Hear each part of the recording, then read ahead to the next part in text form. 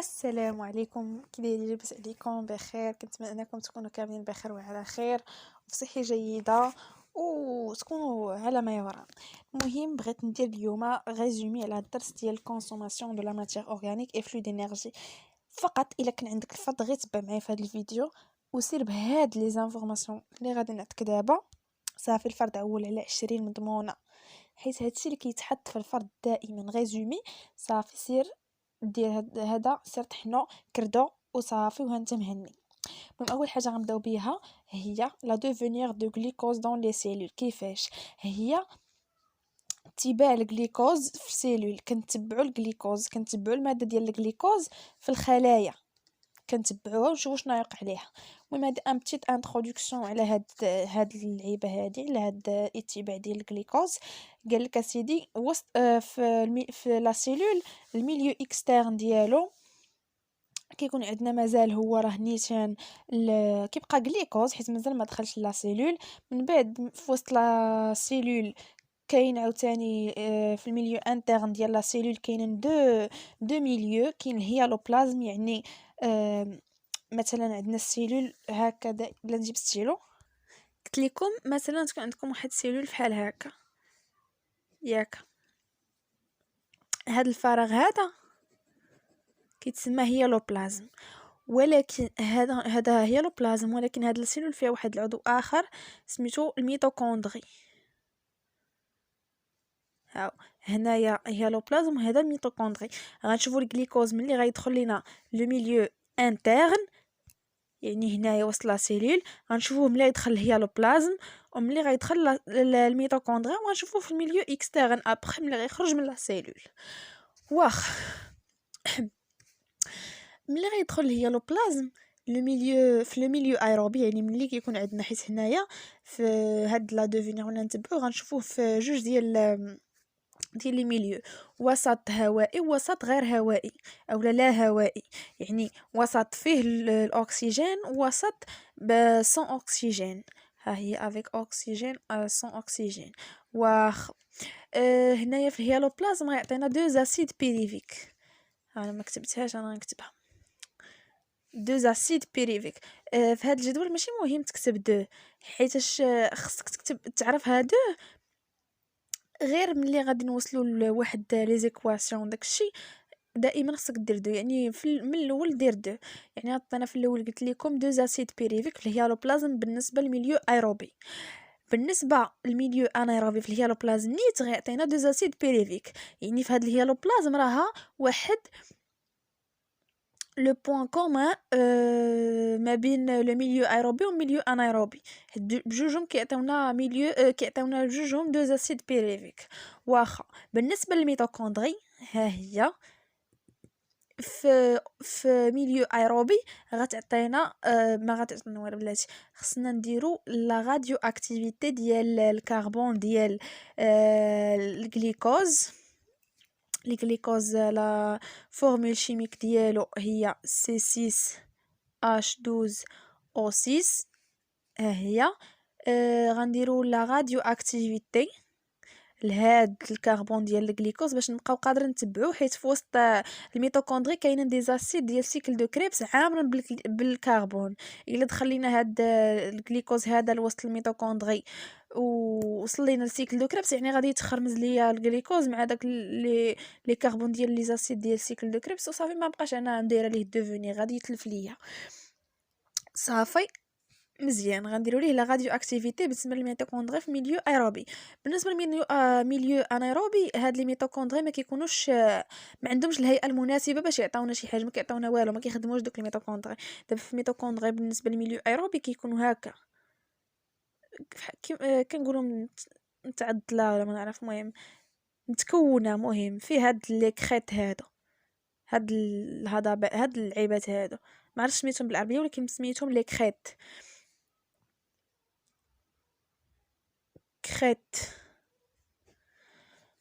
اما بالنسبه للميليو اللي كيكون سون او دو كتكون الميتوكوندري دايره فحال هكا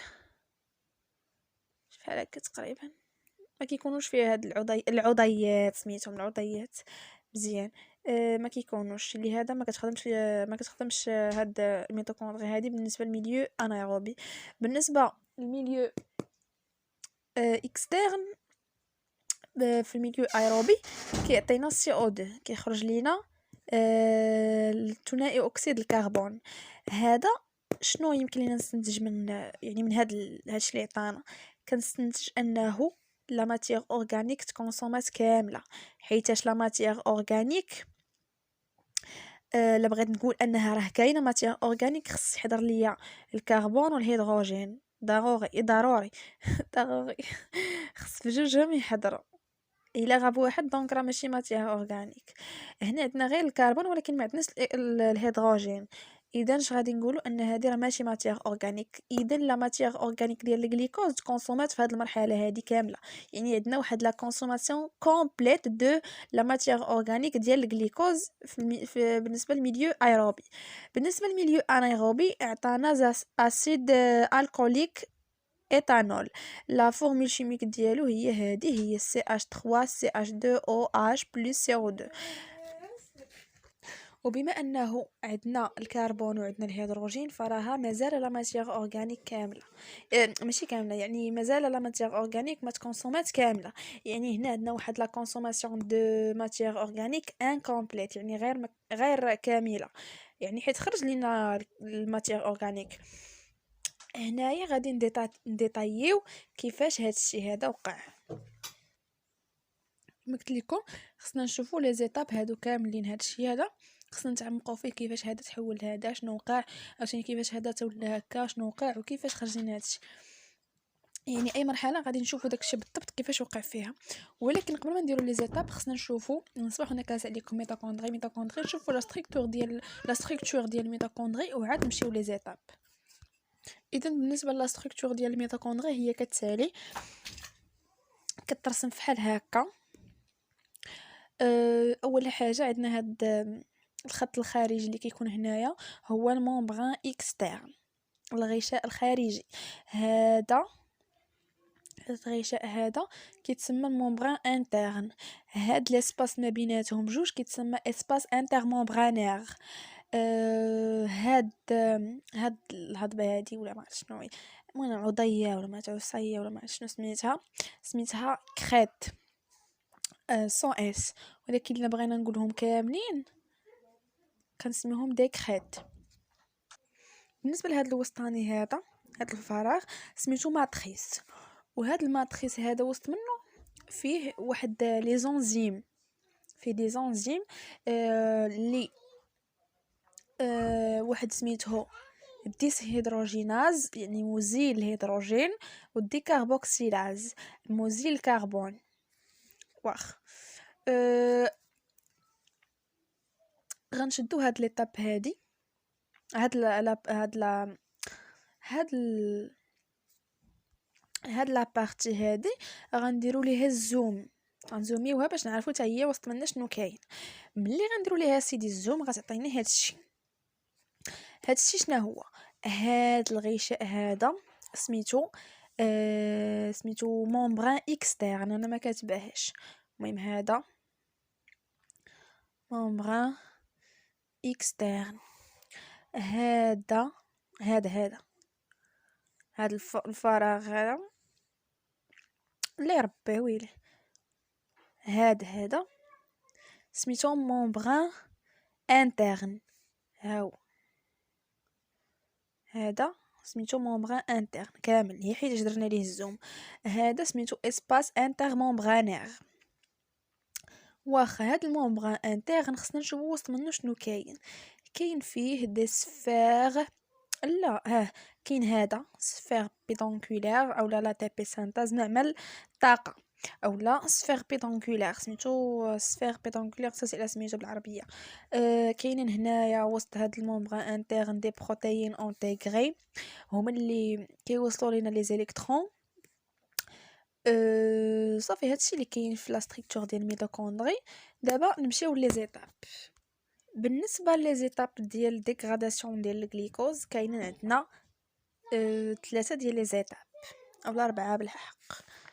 شوف 4 ديال لي زيتاب. جو ميكسكوز. كاينين 4 ديال لي زيتاب. اول ايتاب هي الجليكوليز، هي اللي كتكون هنايا على مستوى الهيالوبلازم. هذه التعريف ديالها: une étape commune entre la respiration et la fermentation et se déroule dans le hyaloplasme qui transfère le glycose en acide pyruvique. يعني شنو بغا يقصدوا لينا؟ قالك هي راه واحد المرحله مشتركه ما بين التنفس والتخمر، لا ريسبيراسيون ولا فيرمونطاسيون. بالنسبه هذا اللي كيكون افيك او 2 سميتو ريسبيراسيون، وهذا اللي كيكون سون او 2 كيتسمى فيرمونطاسيون. قلت لكم كون مشتركه ما بين التنفس والتخمر، و راه كيوقع على مستوى الهيالوبلازم اللي كيحول لنا الجليكوز لاسيد بيريفيك. المهم هذاك الشيء كيفاش كيوقع هنايا الجليكوليز. ها كيفاش كيوقع: كيكون عندنا سي 6 اش 12 او 6 كيتحول لنا 2 اش 3 2 سي اش 3 سي او سي او او اش. هنايا قلت لكم خصنا نعرفوا هذه كيفاش حولت لهذه. اذا اسيدي هنايا راه كيجيو عندنا جوج ديال لي ترانسبورتور سميتهم ناد بلس. دائما عقل على الجليكوز كيجيوك جوج ديال لي ترانسبورتور. عقل دائما في الجليكوز كيكونوا جوج من الحاجه، جوج من الحاجه. في اول مرحله تيكونوا جوج من الحاجه، بحال غادي تخطب تيكونوا جوج من الحاجه. يسمعني استاذ ديال اس بي تي يجري عليا. المهم حنا هاد دي ميثود باش نعقلوا.